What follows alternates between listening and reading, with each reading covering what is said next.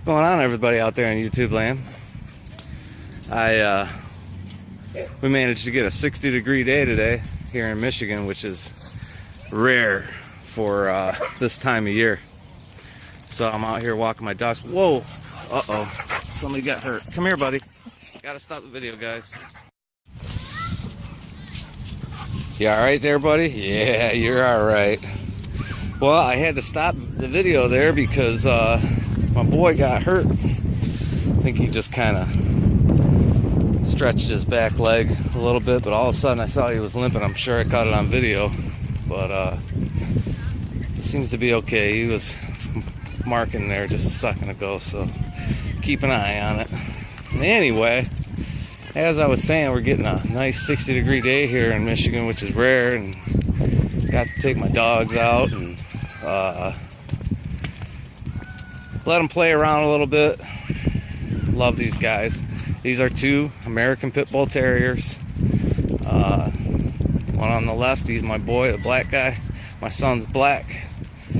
That guy saved my life. He's 6 years old.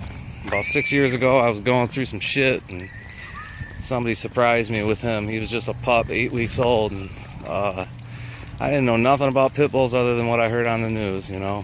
And I did my research. You know, you can go to Wikipedia. They got a really good article on it. Come on, Fee. Come on, Fee. And as it turns out, you know, you always hear, oh, pit bull attacked this person and that person, and as it turns out, that's not in their it's not in their breed at all. On the contrary, they're typically really nice to people. So any pit bull that attacks people is considered to be rare. Obviously, somebody had to do a lot of work to train one of these guys to hurt a person, because it's just not in their makeup. It's not in their DNA. Now, other animals, you gotta watch. And so, you know, I read all the, come on, Indy, stop marking, buddy. Don't mark in their flower garden. They're getting their flower garden ready here in the park. So yeah, you gotta do a lot of, you gotta work really hard to get one of these guys to be mean to a person. Other animals you gotta watch. That's what I was gonna say. Because they're, you know, they're terriers, and by nature, terriers are ratter. So it's gonna go after any small fleeing animal. So, you know, a lot of times these guys aren't good with cats. I wanted my dog to be the perfect pit bull. So my boy Indy here and then my girl Fiona have both raised a kitten from like 6 weeks old, and they've lived with cats all their lives. And they've never hurt another animal, even small dogs. You know, we go in the park sometimes, a dog park, and you know, I wanted to watch with the real small dogs, and never ever hurt another dog. And you know, I worked hard, just as somebody would have to work really hard to make one of these guys mean towards a person. I worked really hard to get these guys to, you know, be nice to other animals, because like I say, you know, they obviously at one point, and still today unfortunately, people fight these guys, so that's kind of in their makeup. So you know, I was really did a lot of hard work to socialize these guys and make sure that they were all around.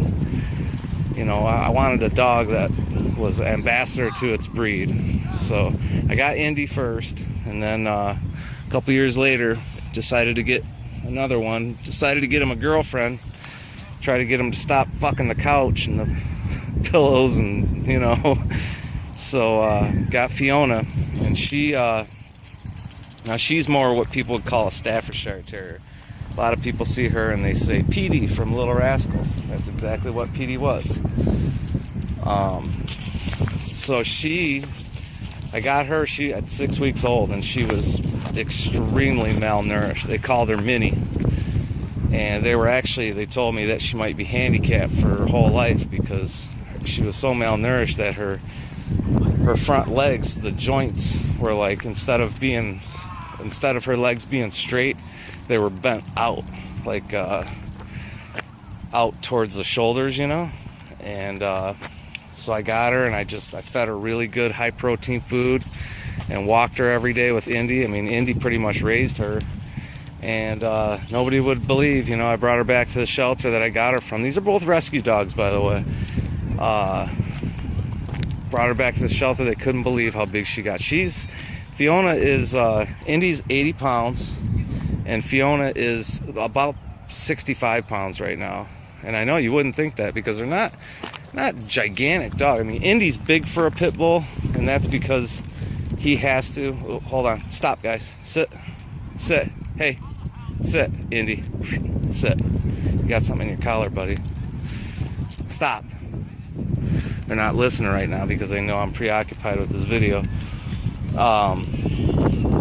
Like I say, Indy's 80 pounds, Fee's about 65 pounds. Indy's big for a pit bull because somewhere down the line, the only way, now this is what I read, is that the only way you can get a black pit bull is to mix it with, usually people mix it with black lab. So somewhere down the line, his ancestors were probably bred with black lab, and so the retriever in him makes him a lot taller. I mean, he's a big fucking dog. I mean, they're strong, really strong dogs. And like I say, I didn't go to, kids have a half a day of school today.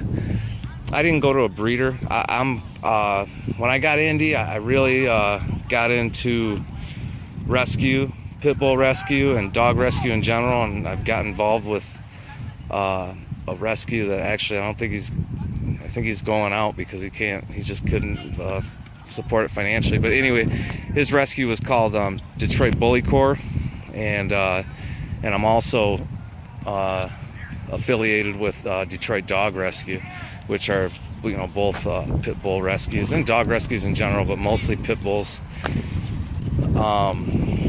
So that's my mindset is that I would never get a dog from a breeder because there's just so many that are available. I mean, puppies are available through rescues and shelters. Indy came from Paws, and Fee came through Paws as well, but she was actually at a local shelter, but her paperwork and everything was through Paws, which is a big rescue nationwide, I believe.